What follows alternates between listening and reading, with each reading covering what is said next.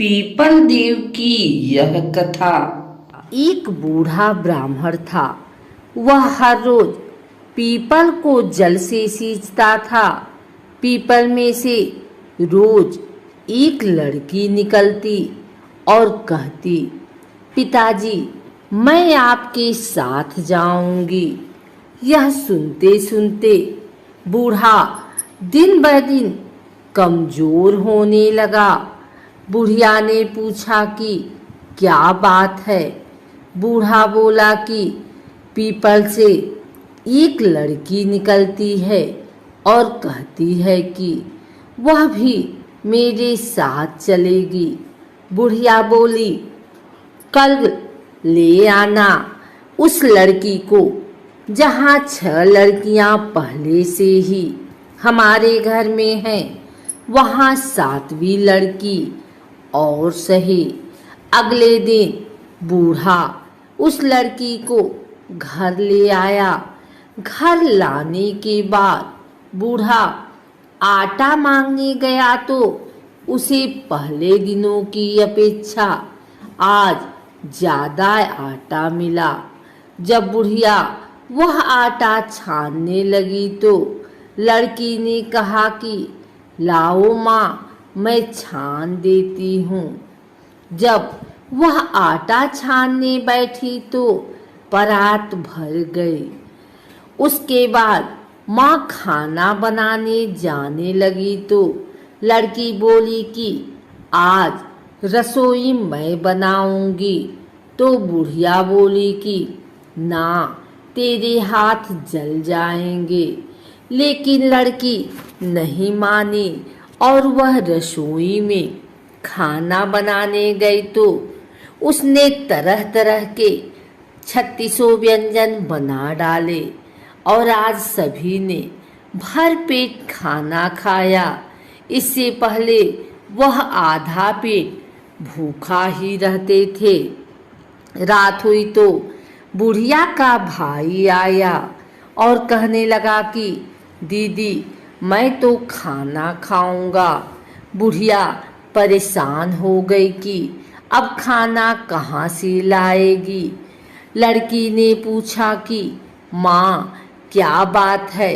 उसने कहा कि तेरा मामा आया है और रोटी खाएगा, लेकिन रोटी तो सबने खा ली है, अब उसके लिए कहाँ से लाऊंगी।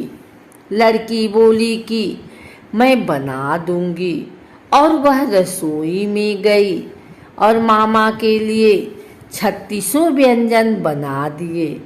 मामा ने भर पेट खाया और कहा भी ऐसा खाना इससे पहले उसने कभी नहीं खाया है। बुढ़िया ने कहा कि भाई तेरी पावनी भांजी है, उसी ने बनाया है। शाम हुई तो लड़की बोली कि माँ चौका लगा के चौके पर दिया जला देना, कोठे में मैं सोऊंगी। बुढ़िया बोली कि ना बेटे, तू डर जाएगी। लेकिन वह बोली कि ना, मैं ना डरूंगी, मैं अंदर कोठे में ही सोऊंगी। वह कोठे में ही जाकर सो गई। आधी रात को लड़की उठी और चारों ओर आँख मारी तो धन ही धन हो गया। वह बाहर जाने लगी तो एक बूढ़ा ब्राह्मण सो रहा था। उसने देखा तो कहा कि बेटी तू कहाँ चली। लड़की बोली कि मैं तो दरिद्रता दूर करने आई थी, अगर तुम्हें दूर करवानी है तो करवा लो। उसने बूढ़े के घर में भी आँख से देखा तो चारों ओर धन ही धन हो गया। सुबह सवेरे सब उठे तो लड़की को न पाकर उसे ढूंढने लगे कि पावनी बेटी कहाँ चली गई। बूढ़ा ब्राह्मण बोला कि वह तो लक्ष्मी माता थी, जो तुम्हारे साथ मेरी दरिद्रता भी दूर कर गई। हे लक्ष्मी माता, जैसे आपने उनकी दरिद्रता दूर की, वैसे ही सबकी करना। पीपल देवताओं का साकार रूप है।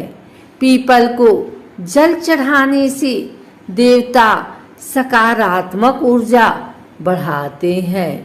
पीपल में प्राण वायु बढ़ती है एवं प्रदूषण समाप्त होता है, जो एक दैविक कर्म है। पीपल पेड़ों में सबसे श्रेष्ठ माना जाता है। यहाँ तक कि भगवान श्री कृष्ण ने गीता में सभी वृक्षों में अपने आप को पीपल का वृक्ष बताया है।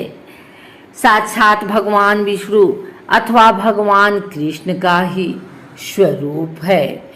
अगर आप भी पीपल के पेड़ में दिया जलाते हैं अथवा पीपल की पूजा करते हैं तो भगवान नारायण की कृपा से आप पर अवश्य बनी रहेगी पीपल की कृपा।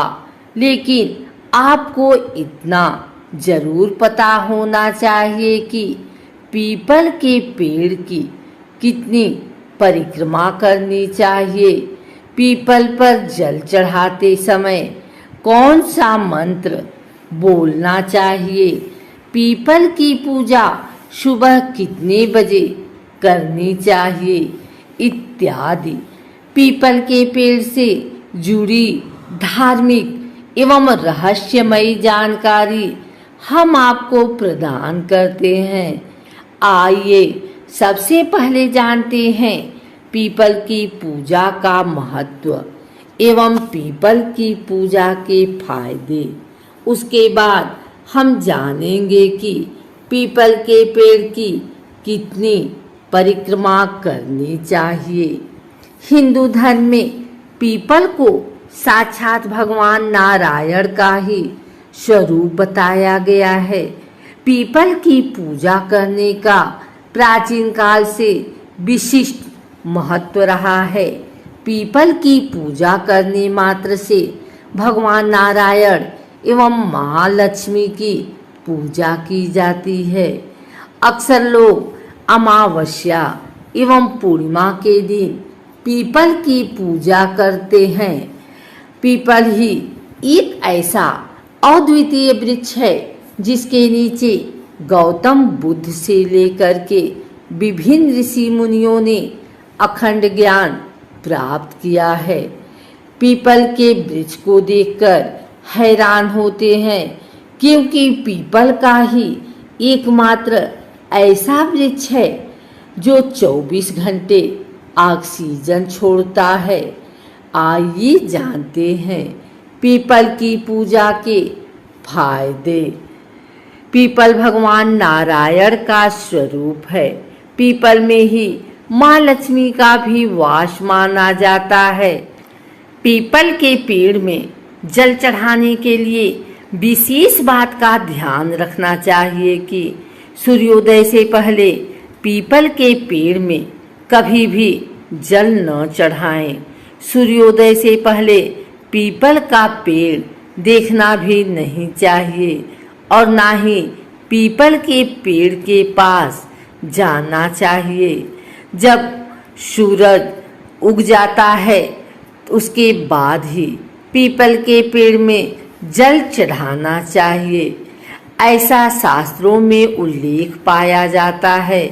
सूर्योदय से पहले पीपल के पेड़ के पास जाने से अथवा पीपल के पेड़ की पूजा करने से, पीपल के पेड़ में जल चढ़ाने से, पीपल के पेड़ की परिक्रमा करने से घर में दारिद्र्य आता है। अतः सूर्योदय के बाद ही पीपल के पेड़ में जल चढ़ाना चाहिए।